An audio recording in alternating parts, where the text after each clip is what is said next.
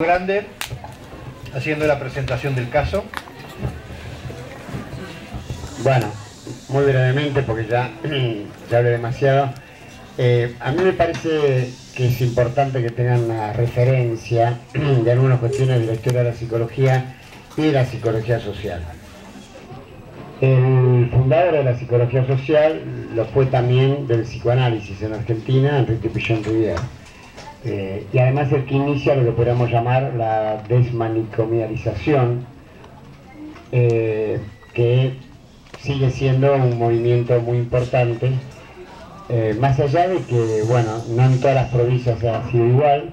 Hay experiencias muy importantes en Río Negro, por ejemplo.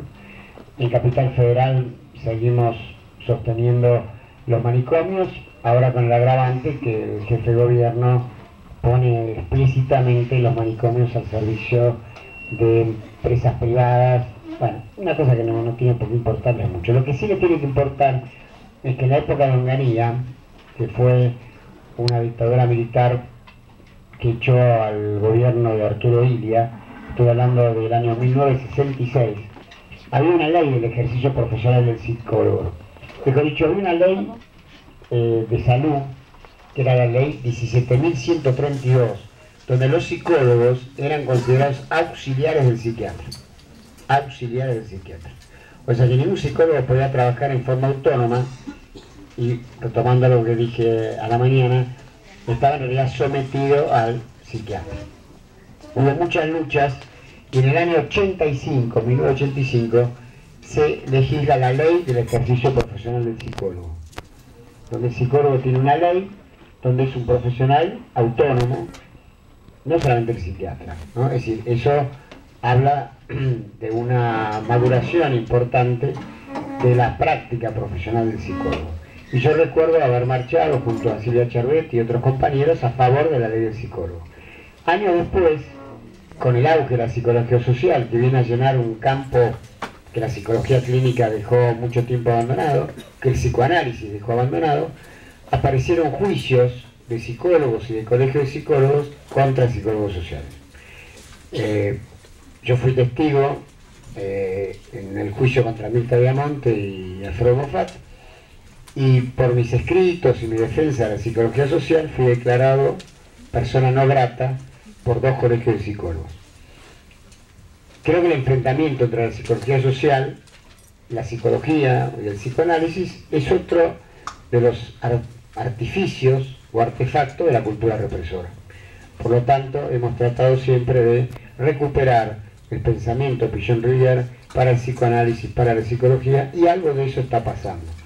Es decir, la psicología social es un pensamiento muy potente y no hay mejor forma de esterilizarlo que llevarlo al terreno del juicio penal. Si quieren bucear en internet, hay un artículo mío que se llama Bloomberg o Pichon-Rivière, a partir del cual un colegio de psicólogos me declaró no grato, de ninguna gratitud. Bien. Yo a Tony, él me habló bastante de esto a la mañana, lo conozco hace muchos años, lo considero un compañero, con un compañero uno comparte, y con Tony hemos compartido mucho y bien, ¿no? En lo afectivo, en lo político, en lo teórico y en lo vivencial.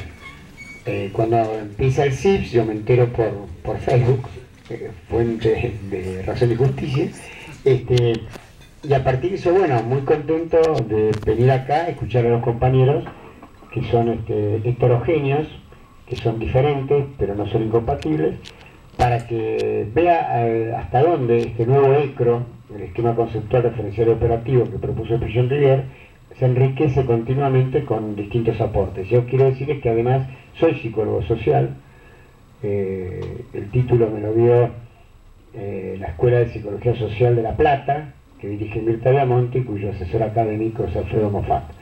Y estoy muy cercano a la psicología social, tanto en sus eventos como en mi praxis.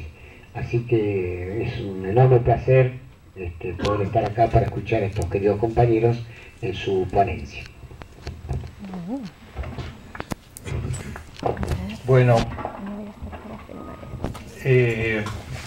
más allá de la presentación de Alfredo, que obviamente me gratifica, cuando vimos, qué increíble esto de las redes sociales, ¿no?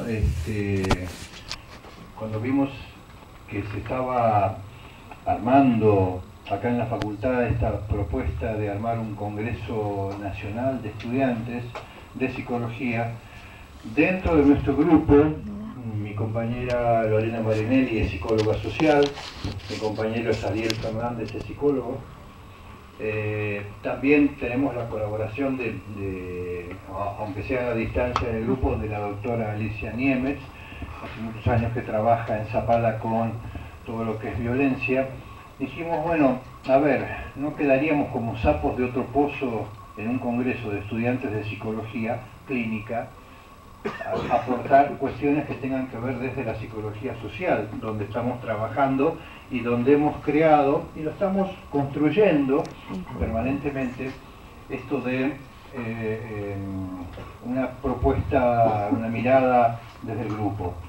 Así que entonces el año pasado, con dos compañeros que están ausentes, entre ellos Joaquín Pichón Rivier, el hijo de Pichón, y Miguel Zanetti, que es también psicólogo clínico, una de las máximas autoridades a nivel nacional, especialista en todo lo que es abuso y maltrato, decidimos darle forma a esto que es el CIPS, el Centro de Intervención Psicosocial Pichón Rivier, apuntando fundamentalmente a esta concepción pichoniana, no solamente de la construcción colectiva del conocimiento, sino que entendemos que, así como nosotros estamos convencidos de que no nos podemos salvar todos individualmente, la propuesta y la mirada grupal y el trabajar con el otro, que a su vez me da identidad y me dice que yo existo, nos posibilita hacer frente a, como bien decía Alfredo esta mañana, a la cultura represora y a todo un orden dominante que está atravesado por mandatos que ni siquiera creo que Freud, perdón por meterme por ahí en campos que no son los míos, pero creo que Freud planteaba de que no somos dueños de nuestro inconsciente, por consiguiente muchas cosas no sabemos qué es lo que está ocurriendo. Pero rescatando esta imagen de Pichón, que él incorpora el psicoanálisis en la Argentina, su esposa también, Arminda, incorpora a Melanie Klein. Imagínense que, miren si estamos atravesados por cuestiones en comunes entre la psicología. Surgió entonces esto a través del CIP de aportar un pequeño granito de arena para el debate. Nosotros no pontificamos, no tenemos verdades absolutas, simplemente por ahí nos atrevemos a pensar en voz alta. Pensamientos que por lo general estamos también atravesados mucho por la intolerancia. Hay un permanente, y esto lo pueden comprobar ustedes, hay una permanente descalificación cuando alguien piensa diferente. No tenemos esa costumbre de decir, mirá, no coincido con lo que vos decís, sino este pelotudo que está diciendo. Esto es una impronta, por lo general, ¿no?, que tiene que ver con esto de la intolerancia, de no darle entidad y respeto al pensamiento del otro. Por consiguiente, nosotros no venimos ni a dogmatizar, ni a pontificar, sino a expresar por ahí un aporte para el debate, habida cuenta de un poco lo que hablábamos con Claudio también inicialmente, acerca de, bueno, algunos agujeros, algunas preguntas, más preguntas que respuestas, que bueno, porque si todo estuviera ya resuelto perdería el encanto de esta vida, más preguntas acerca de, bueno, qué pasa en la carrera, cuáles son las dificultades, ¿no?, de los estudiantes de psicología, y lo debatimos en el ámbito del CIPS, y decía Ariel, mirá, dice, por lo pronto, que es un poco lo que él va a plantear después, hay muchas cosas aparte del consultorio que puede hacer un psicólogo clínico. De hecho, este trabajo transdisciplinario que supera lo interdisciplinario, porque lo transdisciplinario apunta que desde distintas especificidades y profesiones nosotros podemos dar un mensaje único, global, que nos nutre de varias corrientes de formación, pero que a su vez nos posibilita posicionarnos frente a una sociedad en el cual las dificultades, el conflicto está en permanente devenir y son conflictos no resueltos. Rescato, porque también esto del grupo posibilita abrevarse en grandes pensamientos que fueron construyendo nuestra historia, pensamientos de Moreno, que acuña el sociodrama, el psicodrama, donde él habla de tres instantes. Habla del conflicto, del drama y de la tragedia. Parecería, por ejemplo, un conflicto que yo lo veo en distintas manifestaciones, ¿no? Este conflicto, bueno, corte de ruta sí, derecho a transitar sí, derecho al estudio sí, pero derecho a la huelga también. De hecho, acaba de sobreseer, la Fiscalía se abstuvo de acusar a dos amigos, compañeros de Aten, por una manifestación y por un corte de ruta, teniendo en cuenta de que cuando la protesta viene de una gran crisis, tiene la misma legitimidad que el que tiene derecho a transitar. Es un conflicto, porque el que transita también tiene el mismo derecho que el que corta. A ver, estamos enroscados en conflictos que en forma individual es muy difícil superar. Cuando Moreno habla de conflicto, drama y tragedia, lo voy a poner con tres ejemplos muy sencillos que seguramente ustedes lo van a recordar. Hace algunos años, creo que 4 o 5 años, allá por finales de octubre más o menos, el gremio Aten plantea al gobierno de que es necesaria una recomposición salarial porque está deteriorado, como se sabe, justamente el ingreso del docente. Estaba Sovich en el gobierno en ese momento. No hay respuesta, se llega a fin de año, mire que nosotros queremos dialogar, no pasa nada. Llega marzo, ¿no?, del año siguiente y comienza, como ya un poco es costumbre, bueno, si no nos atienden vamos a tener que tomar medidas. O sea que del conflicto que a lo mejor se podía haber solucionado hablando, sentándose en una mesa, cuando hay un diálogo no significa de que uno tiene un criterio de verdad impuesta sobre el otro, sino que un diálogo es ver cómo se acercan las partes cuando hay voluntad. Se pasó ya a un drama. El drama es que las escuelas cerradas, el displacer que genera todo esto que se desenvuelve alrededor de una escuela cerrada, en la familia, en el resto de la comunidad, ya es un drama. Ahora bien, no conforme el gobierno con esto, profundizó su postura muy característica de pensamientos así totalitarios y de ignorante, ¿no? El Sovich es un gran ignorante. Llegamos a un lugar donde el resultado fue la muerte de Fuente Alba. Eso es la tragedia. Y de ahí no se vuelve. O sea, son los tres estadios que refiere Moreno a esto del conflicto. El conflicto es permanente, es la vida. No podemos vivir sin conflicto. Frío, calor, seco, húmedo, día, noche. El conflicto es parte de nosotros. El tema es cuando pasa a otros sitios del cual ya no se puede volver. Y nosotros sostenemos desde una postura pichoniana dialéctica de que no todo siempre las cosas son como parecen ser. Incluso desde la filosofía esto se plantea, ¿no? Pero si incursionamos en la dialéctica, no solamente aristotélica, sino en la dialéctica materialista, vemos de que cuando observamos algo tenemos que tener en cuenta que a lo mejor, atravesado por nuestra propia subjetividad, no todo lo que parece ser es, ese viejo refrán, ¿no?, de que no todo lo que brilla es oro, tiene mucha sabiduría. Entonces, para redondear un poco este concepto de propuesta grupal, consideramos de que para hacer frente a la crisis, para hacer frente a un orden dominante, imagínense ustedes que ante esta crisis de educación, incluso donde planteaba hoy Alfredo esto de la CONEAU, toda una estructura armada para que no es casual, nada es casual. En nuestros sistemas nada es casual. O sea, todo obedece a una lógica ideológica y muchas veces nos da bronca que la derecha, entre comillas, es más inteligente porque tiene más coherencia. Esta lógica del sistema favorece obviamente la precarización de muchas cosas. La precarización de la salud, la precarización de la educación, una educación que no es libre y gratuita, eso, permítanme decirlo, es una falacia.